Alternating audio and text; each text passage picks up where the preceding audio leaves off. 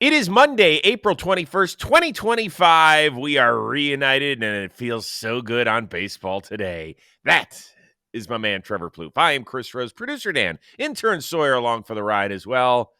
Missed you, booby. Welcome back. I'm happy to be talking ball with you after a weekend. This was one of the craziest weekends we've had in baseball in a long time, Chris. So I know you're excited to get going. There's a lot to talk about. But I'm happy that you did the show by yourself. I've read the comments. A lot of people are very into that. Just don't get too comfortable with it, okay? No. That is a rarity. Baby. That is a rarity. This is a team effort, this show. We just need, because of the scheduling issue, we need a little help, and our viewers crushed it with great questions. It was a lot of fun. I'm sure we'll do it again sometime in the future, but no time in the immediate future. So let's get to this. Tip of the cap. I could have gone a bunch of different ways with this one, but I think Liam Hendriks deserves it. First appearance in 681 days. Made his Red Sox debut, as he said, in the yellow jersey. Gave runs in his lone inning of work. The nice thing is that for a guy who just came back from yet another arm issue, but more importantly has returned from stage 4 non-Hodgkin's lymphoma, he continues to be a shining light in this game. I didn't even know it had been that long. 681 days. Oh, my goodness. And to come back, like you said, battling what he battled, and to come back on this weekend in particular, which means so much to Boston. It's marathon weekend, and I don't know. It all added up to something really good. I'm very excited for Liam. I've known him since he was 18 years old, maybe even earlier than that. So big time rooting for that guy. When he was a real crazy Australian. He was always reserved. Like, you believe it or not, like, I know on the mound sometimes he gets crazy. He's more reserved than most of the Australians that I played with. So wait, how does he compare to Moylan? Never played with Moylan. No, but you know him. He's, again, I just think he's a little bit more reserved. I think he saves it for the baseball field. Moylan just is crazy everywhere you go. All right, let's get it going with one of the hottest teams in baseball, the New York Mets. They're off to a great start. They start a home series against Philadelphia tonight. We will talk about that in just a bit. But their undisputed leader was right in the middle of a sweep against St. Louis. Fly ball. That should do it. Upper deck. It's gone. Francisco Lindor walks it off for the Mets. His first walk-off home run in a Mets uniform, and this place is going wild on a Friday night. Yeah, 250th home run of his career. Pretty good timing, right? That was awesome. Second pitch of the ninth, it seemed kind of inevitable, and that thing was that was a bomb, man. That's about as majestic of a walk-off homer as you're going to find right there, Chris. Yeah, and it sounded great, too. And it sounded, yeah. And afterward, we got to see Frankie's hair, which I love. He's one of those guys that he more than Cal Ripken Jr. changed his batting stance back in the day, which was almost a weekly occurrence. And I kind of like it right now. He's kind of, if you're an NBA fan and you remember Anderson Varejao, who used to play with LeBron in Cleveland, he had the moppy hair all over the place. Yeah. I love it. It's a good look. He's a fashion guy. Lindor's a fashion guy, so he likes to change it up every once in a while. Yeah, he's good. All right, let's move on to the guy who hits behind him, Juan Soto, who's still kind of getting his feet wet as a New York Met. It hasn't been wonderful yet so far. It was interesting. He got a standing ovation when he approached the plate. Look at this, huh? Middle of a game against St. Louis. Everybody's doing this. Few days later, after a really good series against the Cards, Soto talked about it. This is a great feeling. It's a great feeling, when you have a fan base supporting you, when you're doing bad, when you're doing good. It's just great. I really appreciate what they did. They don't. I feel like they don't know how meaningful is that. I think it meant a lot for the players when they do that, and it feels really special. Were you surprised by it? 100%. I was like, after my first at bat, I was like, why are they getting up and cheering? Like, that's kind of exciting, and I really enjoy it. Critics of Soto and/or the Mets would say the guy signed for $765 million. We're not even a month into this thing, and he already needs a pick-me-up. Really? Well, number one, he looks cold. He's been wearing that freaking sweatshirt under his jersey, so maybe that's part of the problem. This guy just needs to warm up a little bit. No, but that just happens from time to time. And by the way, I mean, I would have sawed off my arm to have an 821 OPS. So like, it's not all terrible. Like I get Juan Soto standards are a little bit different than mine. But the way the team is playing, Lindor is starting to get it going, obviously, as well. It's kind of been a slow start for him too. It happens, man. And it's good on the fans for getting on it right away. Like, let's tell this guy we got his back. And so he knows that, even when he's struggling, he's going to have supporters there. If he plays the game the right way and treats the fans with respect, they're going to have his back. And it's a really nice thing to have in the back of your mind. You're not always going to think about that as a hitter. Obviously, you're very focused on the task at hand. But to know that even with some failures, I'm still going to be cheered for in my home stadium, it does a lot. Ask Trey Turner. Mm-hmm. Yeah. Hey, guess what? We talk a lot about contracts on this show. They're human beings. First and foremost, is he a really rich human being who doesn't have to worry about anything in terms of generational wealth? Yes. By the way, if you had sawed off your arm, your OPS wouldn't be 821 very long. I thought about that after I said that, yeah. But you know what I'm talking about, Chris. I would have done a lot of things for an 821 OPS. Maybe like a toe. You would add 9 others. You could do a glue guy with an 821 OPS is invaluable. Yeah, you know what I'm saying? You can't put a price tag on that. Anybody who's upset with this and just saying, well, look, he's soft. He's mentally weak. He needs this help. Boy, oh boy. Y'all must be some miserable people if that's the way you're thinking. Good for them to recognize that he needed a little pick-me-up. I think some of it is probably reading the emotions on social media, which say, look how unhappy Juan Soto is. We've already been over that. Dude is not unhappy. I imagine he doesn't regret his choice. Did he love his year playing in the Bronx, with Aaron Judge and going all the way to the World Series? I'm sure he did. But I'm sure he's perfectly happy where he is. And look at where the Mets are as a team. What are they, 15-7 through 22 games? And he hasn't really done much. And Lindor's just starting to get warm. I think they're in a great spot. They're in a great spot. And again, their starting pitching has surprised us. They did it last year. They're doing it again. Griffin Canning all of a sudden is an absolute stud. Jake and I came up with a new term. They are the new Brewers. Mets are the Brewers now. They're not the Brewers. No. Well, they have a little bit more money to spend, but the way they've been able to find pitching and just create things out of nowhere, that's insane. And guess who's leading the charge? A guy that was with the Brewers. No. Sorry. Not listening to that. I think Mets fans will be like, heck yeah, we'll be the new Brewers. Yeah, you're not the new Brewers. That's a cute little try on your part. I love it how you guys always try to do a little thing on talking. It's good. It's what has made it the number one podcast around, but not agreeing with you, which is perfectly fine. Who's a better team right now? Huh? Who's a better team right now? Mets or Brewers? Yeah. I think the Mets are, but we're going to find out a lot about the Mets in this series, which starts tonight at Citi Field. A 3-gamer. First time that the Phillies are coming to town since the Mets said beat it in the divisional round last year. Which team is this series more important for? This is a really interesting question because right away I thought Mets. They want to continue to, I guess, establish dominance as they're in first place right now, early on in the season.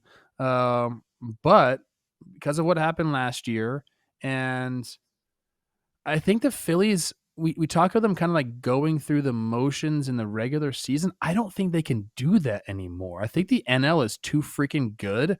So I think this series does mean a lot to them. If all of a sudden they're looking back and they're 4 games back of the Mets, and obviously there's a ton of season left. But if we think the Mets are who they've been this season, I think Philly needs to come out and have a statement series. The pitching matchups they're interesting. Today we have Nola versus McGill. Tomorrow is Sanchez versus Canning. And then it is Wheeler versus Peterson. Mm-hmm. On paper, you would say the Phillies really have a good shot this series. But again, as I mentioned, the Mets are finding ways to create career years out of nowhere. So I guess I'll go Phillies here if I had to give an answer. The only thing is that Aaron Nola is winless with an ERA over Yeah, 6. yeah, he has not pitched well yet. He has not pitched well, and everybody who knows me and the way I think baseball in a 3-game set, the guy who sets the tone in game 1, really big in my book. So the Mets starting ERA is the only one I think in the league that's under 3. Critics of it will say, well, who have you really played so far? And I think this is a great test for them. I think it's truly a wonderful test. Philadelphia has started to get the bats together. They moved Schwarber to the cleanup spot, which I kind of dig. Although I mean, nothing beats when you're in like June. By the way, they better move him back to the leadoff spot in June because we know what June and Yes. Schwarber are. Get him as many at-bats as possible in June. Right. But who's it mean more to? I actually think it's the Mets. They're 9-1 at home. You want to continue your winning ways overall, but particularly in your own palace. I think this is a big one for them because if their pitching holds up in this series, I think they'll look at each other and say, maybe we're good enough without making a trade before July. Maybe. Probably not. What do you think gets into the playoffs this year in the National League as far as wins? Do you think it's in the 90s as the lowest? I think it might be, Chris. I think we might have an 89-win team not make the playoffs. I think we might have like a 92-win team not make the playoffs. Yeah, so I answered that question a little bit directed toward the NL West. People said, can all 3 wild cards come out of that division? And I said, well, the problem is nobody has played anybody else in your own division. And so it'll happen here now with the Phillies and the Mets. And by the way, I'm not going to discount this team, the Atlanta Braves, whose hat I'm wearing. We'll get to them. Well, I mean, they swept the Twins, Chris. Come on. I know, but that's not why we're talking. Why are you? Oh, I was wondering why you were reading that or wearing that hat. Now I got it. Yeah, now it all makes sense. This will be fun. We'll talk more about Mets Phillies, I'm sure, on tomorrow's show and the rest of the week. In the meantime, let's continue on with New York's other team, led by Max Fried, 5-0 and ERA under 1.50 so far. But the most interesting part of Sunday's game, thought that he had a no-hitter intact, and then all of a sudden it shows up on the scoreboard, the Rays have a hit. People are like, where'd that come from? Well, it came from the official scorer, a guy named Bill Matthews, who changed a previous play in the 6th inning that was originally ruled a hit or an error to a hit. That's Chandler Simpson, the fastest guy in baseball, just called up, bounces off of Goldie's mitt. It looks like Max Fried is definitely, who's a really good athlete and fielder, ain't going to beat Simpson to the bag. So Matthews went back and changed it 2 innings later. Michael Kay on the broadcast was up in arms. I tweeted out that I thought it was BS that he changed it 2 innings later, even though I know that this happens. It happens days afterward as well. Should everybody have just settled down and said, hey, okay, Bill Matthews, you got it right. We're good. There was just so much going on with this. Okay, earlier in the game, Max Fried did beat Chandler Simpson over to the base and got him out. So I think, when you're looking at that side angle of the 6th inning play, Max pulls up a little bit because he sees Goldie boot the ball. I think he's got another gear. Could he have gotten there? I'm not sure. Like, if I'm in my heart of hearts, I think Chandler Simpson wins that race right there. I think he is safe. But if you called it an error in the on the onset of it, you can't go back and say like it was definite that he was going to beat Max Fried over there, because clearly you didn't think it was definite when it happened. So I don't think it should have been changed. Although I will say this. Okay, let's just explore all the scenarios here. It got changed during the game. I actually think that's better than it being changed 2 days later. Let's say Max Fried goes out there and does no hit, and then all of a sudden Chandler Simpson, what you have to do is you have to submit it to the league. Hey, I want to change this. I think it was a hit, not an error. And let's just say they change it 2 days later. That would be worst case scenario, right? That's worst case scenario. So this one was at least not worst case scenario, but you can't do it. And the officiating was brutal. That all the Aaron Judge homer, like so many things were going on here. I don't think it should have been changed. I do think he probably was going to beat him, but we can't really say definitively because Max beat him in the 1st or 3rd inning, whichever one it was. So I don't know, Chris. You talk about this one because I still am. There's just so many things that happen. I can't really wrap my head around it all. Okay. So I did tweet, hey, this is BS. And I will admit that I jumped the gun on that one because I hadn't seen the Goldschmidt play. So then I went back. So that was my error. To me, it did look like a hit. But I don't think you needed 2 innings to figure that one out. I think you make the call and you do it. Just like when we have replay on the field, you make the call, and if you get an extra angle 2 innings later, you don't go back and reverse it. Now, some people say, well, hold on, this is official scoring. It doesn't have anything to do with the game. Well, it does. It does because in a tight game, Aaron Boone, if Fried had already given up a hit, maybe he pulls him. Maybe he pulls him. Maybe he keeps it. I don't know. But if it's ruled an error and it sticks in error, well, maybe Max Fried throws a 120-pitch no-hitter. So it does affect the game. You can't say it doesn't. It affects decisions that will affect the game. So I went to one of my guys in baseball and just asked him, because I hadn't found out in a while how you become an official scorer. He said MLB hires them. They take a minor amount of feedback from clubs on what they're like to work with, but ultimately unilaterally league employees. The problem here, and it was tweeted out from Gary Phillips, who covers the Yankees for New York Daily News, that Matthews, the official scorer, they went over to some reporters went to talk to him to say, hey, why'd you do this? All he said is, I made a decision. He didn't elaborate when there were follow-up questions.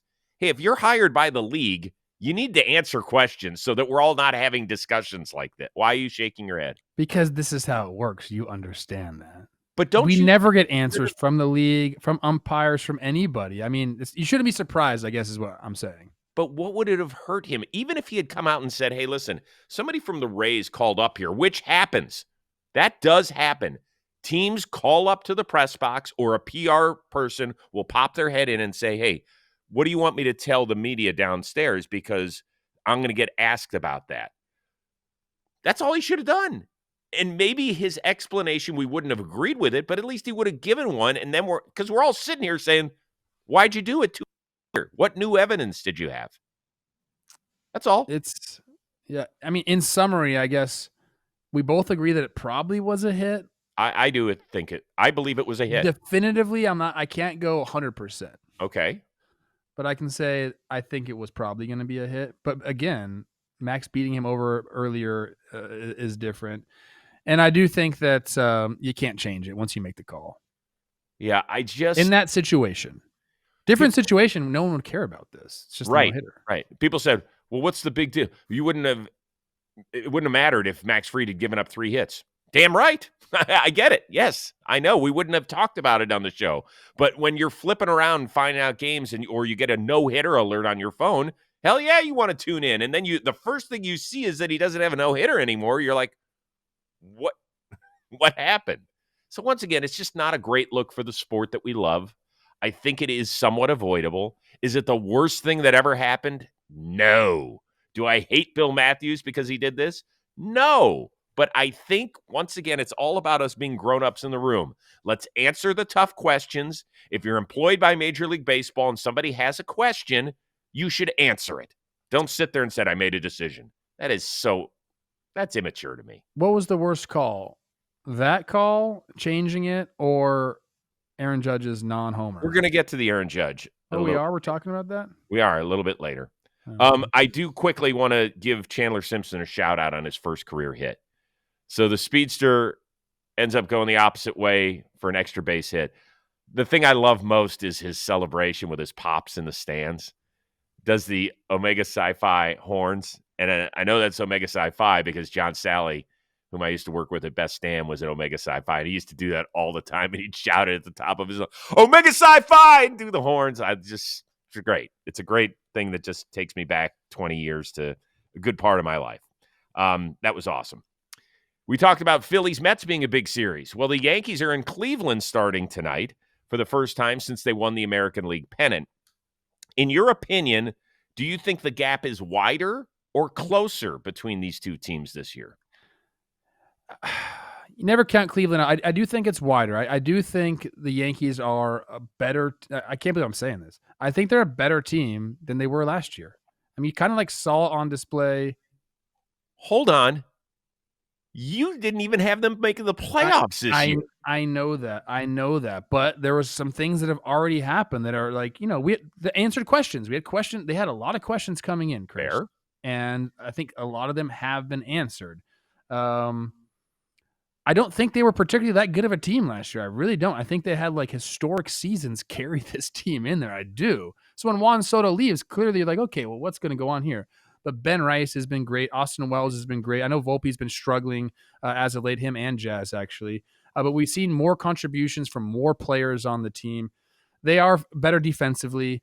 They're getting runs with their speed, which we just didn't see. So, like, I think overall they are a better baseball team. And, Jimmy and Jake, they were on that early. They said, look, it wasn't just a Juan Soto thing last year. Like, we had a lot of areas to fill, and we did that. Now, some of the guys they brought in, like Devin Williams, has not been good. Mm-mm. So that's interesting. I'm curious to see, like, what they're going to do there. I told Jake this. His fastball is a non-factor right now. So guys don't have to worry about it whatsoever. Like, they can just sit on the changeup if they want. Even that hasn't been as good. The location's been bad. A lot of things have been going on. But I do think the Yankees are a better overall team than they were last year. I can never put my finger on the pulse of the Guardians, dude. I love that they swept the Pirates. You can say, oh, it's the Pirates, but Ben Lively out dueling Paul Skeens is just like incredible.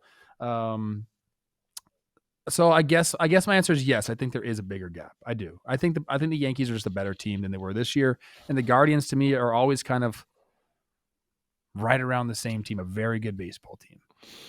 Yeah, and I'm not saying this just because the glass half empty Cleveland dude in me that's 90% scar tissue as a sports fan. There is a wider gap. There just is. Cleveland will seemingly throw its top 3 pitchers in its rotation, at least until Bieber gets healthy in this series, right? Ortiz, who has had some good moments and some not so good moments, former Pirate. Yep. Gavin Williams goes tonight. It's a mystery because he's got so much talent, and if his breaking ball is not in the strike zone, then they're going to mash his fastball, even though it's 98. And Tanner Bybee, the best thing he's done all season was put his name on a piece of paper to get the extension. He has not been good. Although he just cut his hair, I heard. So maybe that'll get him back. I'm curious to see which all-star closer blows a save in this series. It is a mess for both these guys. I know Williams had been better until Saturday's fiasco. Clase yesterday, he picked up his 3rd win, but he vultured it because he blew a 3-run lead in the 9th. I know you look at me and you say, oh, it's the Cleveland in you. He is way off track. People will say, oh, the Yankees broke him. It happened before the Yankees series. Yeah, no, you were on that. Yeah. You were on that in the office. We got to trade this guy. We got to trade him now. And I'll be curious. If they both blow saves, we won't be talking about how the Yankees took 2 or 3 from Cleveland or Cleveland took 2 or 3. We're going to be do different guys need to close? That's going to be the question at the end of this series. Mark my word, if they both struggle in big-time situations against playoff teams from a year ago, look out. Let us know, though. There's 2 big series. Mets-Phillies, what are you looking forward to in that? Yankees Guardians, same thing. Wider gap or not between those 2 teams? Leave it in the comments section. Let's get going. Y'all doing such a good job. And also, don't forget to smash the subscribe button and the like button. It really helps us out. Today's episode of Baseball Today, sponsored by MLB 9 Innings, a Major League Baseball game you can play in the palm of your hands. MLB 9 Innings has a wide variety of game modes, from league mode, where users can play through a season, to live player v. player. 9 Innings has over 2,000 player cards to collect and use in your dream roster as well. MLB 9 Innings, the most up-to-date rosters, team logos, ballparks, uniforms. 9 Innings has also added a new historic players to the game, like Joe DiMaggio, Satchel Paige, Kirby Puckett, Derek Jeter, and one of the newest Hall of Famers in Adrian Beltre. And you may have already seen it, but MLB 9 Innings has released an incredible trailer this year as well. Trouty's in it, Ken Griffey Jr.'s in it, Greg Maddux is in it, so check out the trailer on the MLB 9 Innings official YouTube channel. Download and play MLB 9 Innings 25 today. Click the link in the description. Speaking of YouTube channels, here on our JM Baseball, Dugout Discussions, Freddie Freeman, he gave us 16 minutes of time, which in-person interview at the ballpark, That's a lot of time. It is great. We have a fun question with the Queen. How'd you get your call to the show? The answers are awesome. So please, once this one's done, go find that. Enjoy it. Leave a comment, like, subscribe. All right. Once again, the reason I am wearing the Braves hat, not because they swept your little measly Twins this weekend for their first sweep of 2020, but because of Jared Kelenich's non-home run on Saturday night. For people who didn't see it, he pimped it. Pimped it. Hit off the wall. Go run, Jared. Run, run, run, run, run. He didn't. Fast enough. Got thrown out at second. Didn't get benched. Wasn't really talked about. Which got us back to many, many years ago when Ronald Acuna watched the ball hit off the wall. He loafed it. Just was held to a single. Young Ronald was summoned by Brian Snitker, still the manager today, and said, grab some pine, kid. Now, this is not the first time it happened with Acuna. But Ronald then saw this, and he tweeted Sunday morning, if it were me, I would have been taken from the game. Snit, your thoughts? They're all different. All the situations, when they happen, they're all different. Yeah. And I addressed it with Jared. What do you think made Acuna's incident different from Jared's? Huh? It's You said they're all- just timing and all of everything. I think there's no blanket thing doing that. Quite honestly, if you want to know the truth, I wasn't watching that play. I knew he got thrown out at second. I didn't see it till this morning, and then I talked to him about it. Okay, because you had said during Acuna's incident that it's unacceptable Yeah, for no, guys it not was, yeah, and it's unacceptable for guys not to run. You still feel that yeah, way? no, yeah, if you don't run, and it's a big time like that, yeah. But I quite honestly, I don't look for him to not do it because he plays with his hair on fire all the time and he's laying out. And I didn't know it till I saw this morning. I went in and I looked at it when I got here, and then I had a discussion with him and we got it squared away. So apparently Kelenic went into Snitker's office before the game on Sunday and apologized. That's what happened. And Kelenic stood at his locker and said, it's unacceptable. I can't do that. All that sort of stuff. Do you have a problem with how Snit handled this? Oh, man. A lot of moving parts here, for sure. He said he didn't see it, which I guess, he's looking at something different. He's talking to his coaches, whatever it is. If you miss it, you miss it, I guess. And I don't think anybody's be like, hey, man, he didn't run that ball out, take him out of the game. Like, it's not really how it works. But I do. Okay. I think for most situations, this is a black and white thing. If you don't win, if you don't run the ball out the way you're supposed to, and it costs you an out on the field, especially the way they're playing, you got to get taken out of the game, no matter who you are, except there are guys that are above that. So there's a lot of things going on. If Matt Olson did it, I don't think you take him out of the game. The guy's got a lot of dirt on his spikes. He's got a lot of accolades. Like he is a veteran that I don't think you'd do it to. Jared Kelenic doesn't have those accolades and doesn't have a lot of dirt on the spike. So I think even though, maybe he plays the game hard all the time, he has to learn the lesson as well. So maybe if Snit saw it in real time, he would have taken him out. I don't have a problem with Ronald Acuna feeling that way and thinking that, but tweeting it out, I think it was the wrong thing to do. Like, go, if you want to say something to Snit or you want to do it, like, just go up and talk to him. But yeah, it's a weird situation because I do think, again, the way they're playing, I know they just swept my Twins, but they have obviously got off to a really bad start. I think Kelenic, you have to do, if you did it to Acuna, you got to take Kelenic out of the game. I do think, again, there are people that might be above the law a little bit. Like, again, I'll reference Matt Olson. I think Matt Olson's above the law a little bit. I don't think Jared Kelenic is. So I don't know, man. That's what I'm kind of grasping here is that if he didn't see it in real time, then I understand not taking him out of the game.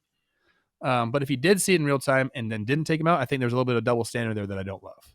Could he have sat him, which he did not? Yes. Okay. This is the problem. Yes. Didn't see it, and some people are like, how do you not see it? You just explained it to us, and you said that people aren't going to play tattletale and go up to him and say, hey, did you see that Jared didn't run? If he didn't see it and he didn't know, what? But then if he goes into the office and apologizes right away, that changes things a little bit. But I do still think that's a great point that maybe you just sit him out the next game. Okay, here's the biggest problem. Your best player now has the perception that my manager has it out for me. I think that's been the way for a long time. This is Okay, not. then- This then is you- not only a isolated incident for him to feel that way. It is true, because if you remember this and you spin it back when Ronald Acuna was a 21-year-old, he did have issues with running balls out and watch go off the wall. That was not the first time, that highlight that we just showed. So I have no problem, because Bryce Harper got pulled from games too by Matt Williams in the beginning of his career in Washington. Happened to Bryce Harper.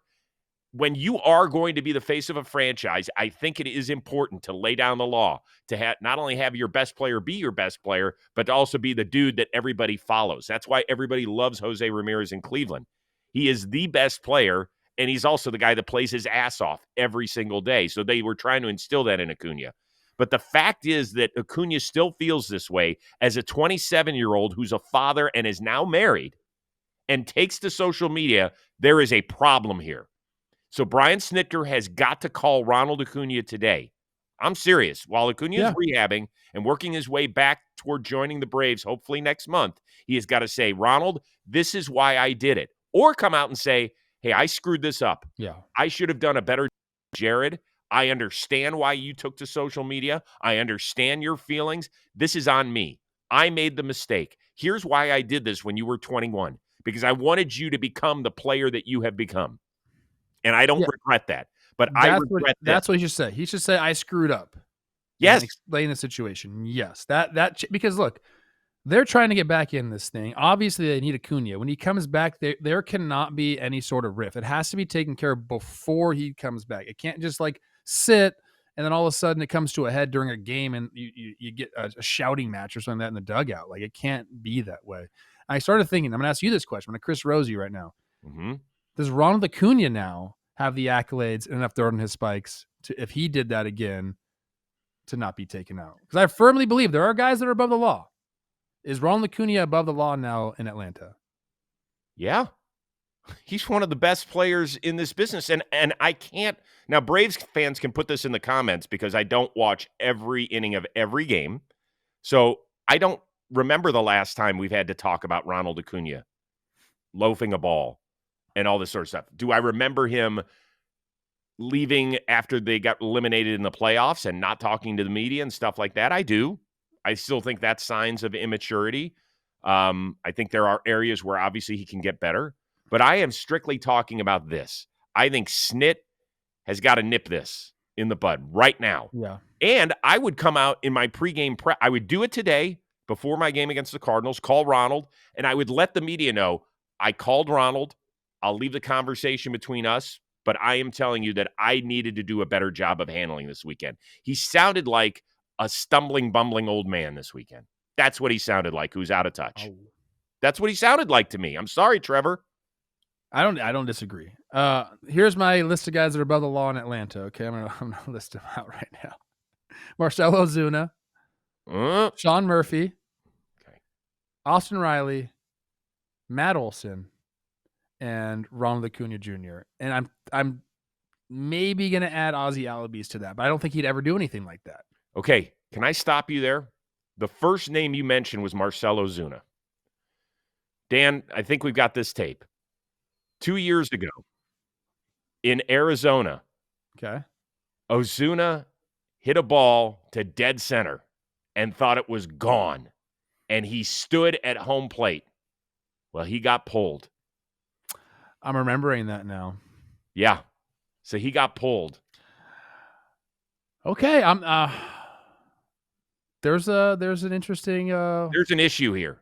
There is an issue here that Brian Snitker has got to get in front of. And for people that I saw some people saying on social media, if some people are trying to make too much of this, it's not an issue. Ronald used to do this all the time. Kelnick plays hard, blah, blah. No. This is an issue. Do you remember this now against Zach Gallen? I'm getting it back, yes. Mm-hmm. Yeah. Now, he really pimped that. And by the way, I thought it was gone too, but it was not. And he got held to a single and he got pulled. And that was a veteran player, a really good veteran player. Okay. I see the correlation. People, sound off on this one. This one is a gosh. juicy topic. Leave a comment. Did Snit screw this up? Was Acuna wrong to take it to social media? Is it not that big a deal? Love to know. I think I would give for asking the one question you needed to have asked was, if you saw Ronald Acuna and he asked, well, what's the difference? What would you tell him? He kind of danced around it, but they didn't make it specific. What he said was, well, every situation is different. But I want to hear what he would say to Ronald Acuna. And that is a fair question. A lot going on there. Wow. This is a very in-depth topic. There's a lot of moving parts here. Mm-hmm. Ton of quick stuff to get through. So these will be some quicker answers. Bigger deal in the National League Central. The Reds dropped 24 on Baltimore on Sunday, or the Brewers swiped 9 bags in their win over the Athletics. I don't care about the 24 runs because 10 of them came off of position players pitching. We talked about this. I don't like it. Yes, flag you that do. thing. You hit You think your 106. Baltimore fans wanted to sit through that? They don't. They want to go home. It's over. We can leave. So I'll go Brewers. Them being able, they have one of the lower OPSs in baseball, but because they steal so many bases, I believe they're the most stolen bases in all of baseball. They're 5th in runs scored. So they're creating runs because they can run the bases well. This is what the Brewers do, man. So it's a big deal. Yeah, for me, it's the opposite because I know this is what the Brewers do. They swiped 6 in the first innings, but in the first inning. By the way, if you're Shea Langoliers, and I know that it's really the pitchers that get run on, not as much as the catchers, but I think the first 9 guys were successful stealing bags, and he struck out all 3 plate appearances. That's not a great day for him. Didn't Matthew LeCroy get taken out of a game because he just couldn't throw runners out? Do you remember that? That was way back when. I feel like you'd be on that. Don't remember it. But I will say very quickly, the Reds, which Ellie gave us our best defensive play of the year. I know unbelievable, yeah. 4 runs, but this playoff of Jackson Hollitt, that's insane. I don't even know where he came from. An athletic freak. The reason it was so big to me is that Marte and Wins, the 2 guys that hit 8 and 9 combined for 11 hits and 13 ribs. Hayes had a big series. Fraley had a good series. Lux has been good so far. We talked about at the beginning of the season, if this team is going to do anything, it has to be more than the Matt McClain, Ellie De La Cruz show. They need contributions from other guys, and I think they got that. So nobody wants to see Gary Sanchez pitch. Nobody wants to see that. I don't know. I always like seeing how certain position players throw the ball. I mean, he was grooving it.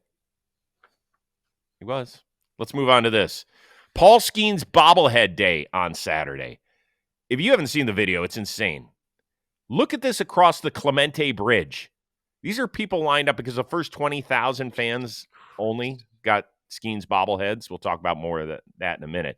Cleveland got to Skeens. He only gave up 2 runs in 7 innings, was the loser on Saturday. Here he is on his bobblehead. Yeah, I mean, it's cool. Wish we would have gotten them a win. Did you get a look at the bobblehead? Yeah, I saw it a while ago. It's a bobblehead. Is it close? Does it look like you? I don't know. It's a bobblehead. It's not my thing. Some people, some critics would say, hey, can you at least, we know you lost, but can you be a little cheerier? You packed the house. You've had this huge an impact on people. Should he have been a little more gracious? I mean, he's not happy because he wants to win. I think he's starting to realize the situation that he's in there more and more so. The first year you're in the big leagues, you're like, this is awesome. Second year, he's like, I know I'm good, but I'm going to be on this team for the next 4 years at least. So I think that situation is, that's the kind of guy he is, I think. The bigger issue for me, Chris, is, and I think we have the same feeling here, why are we limiting bobbleheads? What are we doing? Okay. I know they changed it. Get into it, but... Yeah, just for people that don't know the story, Bob Nutting, the highly criticized owner of the Pirates, was driving through town, noticed the line, and he called his marketing people, said, anybody that did not get a bobblehead, make sure we somehow get a bobblehead to them, and they'll electronically rescan your ticket, whatever. They're figuring out a way. So at least he's turning the wrong to a right. He apparently conferred with the official scorer at the Rays game, and a couple hours later reversed his decision. Sorry. No, I just look. That's an extra how much, Chris? Dude, 20,000 bobbleheads they gave out. They need another 25,000 bobbleheads. Okay, let's just call it. How much do those cost? Let's just call it $200,000. Okay, let's just call it that. It's probably not even that much, but to save your fans having to wait in line for hours, just tell when it's Paul Skeens freaking bobblehead night, everybody gets a bobblehead. You do not have to wait in line. Like that's waiting in a line like that is like a nightmare for me. On a bridge, just packed in with people. Is that what you want to do to your fans? nope. You're not giving them shit on the baseball field. And then you're going to make them wait in line for a bobblehead? Like, get real. That's insane to me, dude. The same thing happened in Cincinnati as well. And guess who gave out? Guess what? The organization that gave everybody a Shohei Ohtani bobblehead. It's the Dodgers. Yeah. Now, I don't think they let people know that, which is also a problem.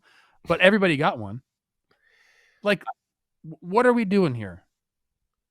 Well, listen, it's one thing, with all due respect, if it's Jack Zawinski bobblehead night. It's Paul Skeens bobblehead night. You would think, just think ahead, like in the marketing meeting, aren't they going, I wonder how many people show up. Do you think we can get 22,000 to the game? It's such corporate bullshit, Chris. They're like, hey, this is a way to get people to the yard and get them to show up early. It's like, no, what are you doing? Treat your fans with some respect, dude. I hear you, bro. This is the stuff I can't stand. It gets me fired up more than anything. How about take away some stupid other night that you have that you're going to give away a towel that nobody wants? It's a Paul Skeens bobblehead. Give it to everybody. Are we doing it? What are we? All right, let's move on. I told you this on Friday. Most fun series this weekend as I previewed it.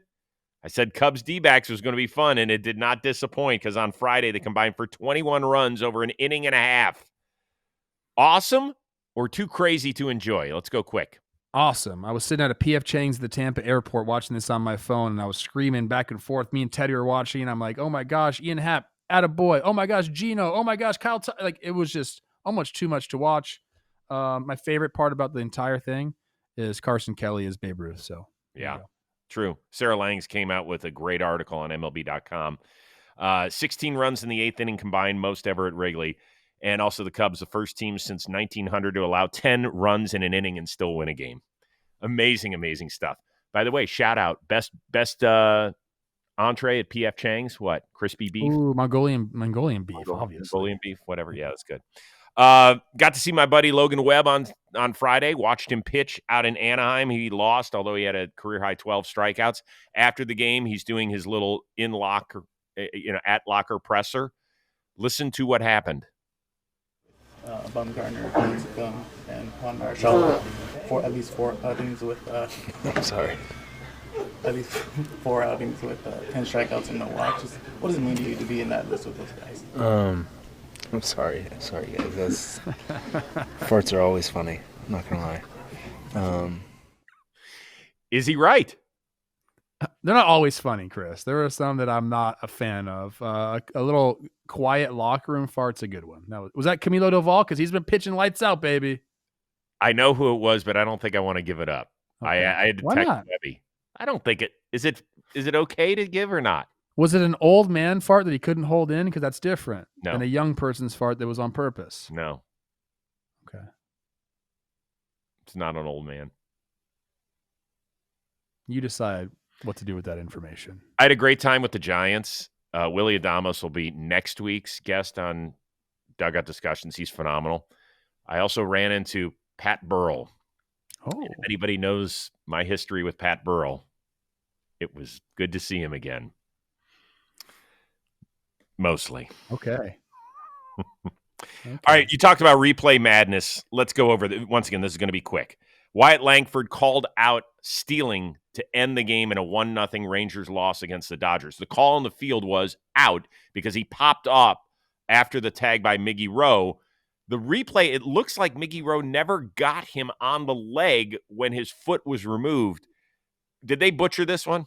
They did. Obviously a very difficult call. But yeah, he was safe. And, usually I'd say just keep your foot on the base, and sometimes I go back and forth about like, should we be having these ticky-tack calls? But I think this one was pretty obvious. Like his toe is back on the base, and then Miggy Rose's glove hits it. So for Rangers fans, that's the difference in winning or having a chance to win a series or losing a series right there. Yeah, it's a tough one. No question. Screwed it up.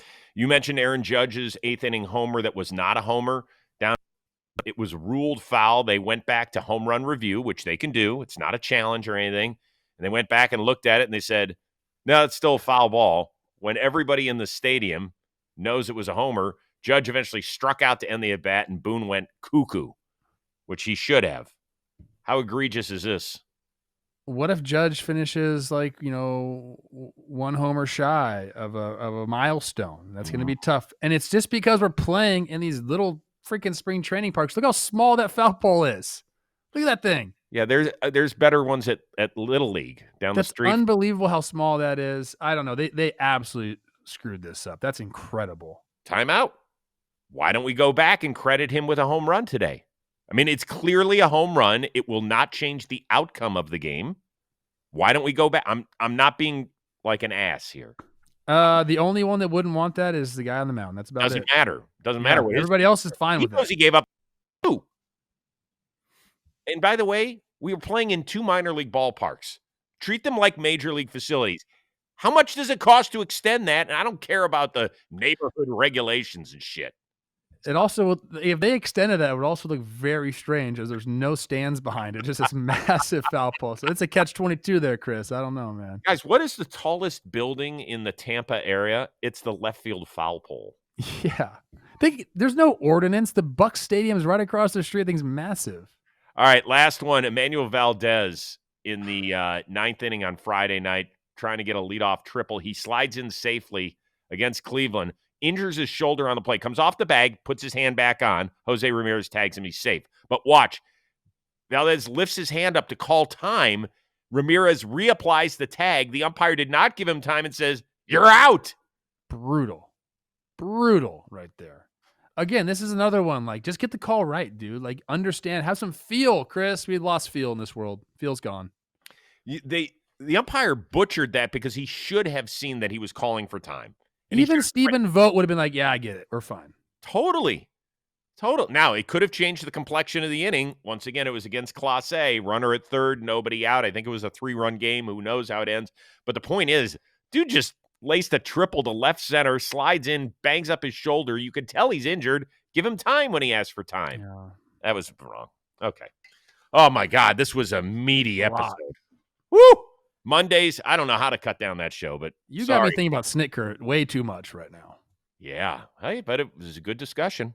All right, gang. Once again, don't forget about Dugout Discussions with Freddie Freeman and Questions with the Queen, how you got your call to the majors. It was a lot of fun in that episode. Smash the like button. Smash the subscribe button. We are back at it again Tuesday for our one-of-a-kind producer, awesome intern Sawyer. That is the uber-talented Trevor Plouffe, who has triumphantly returned. I am Chris Rose. We will see you Tuesday on Baseball Today.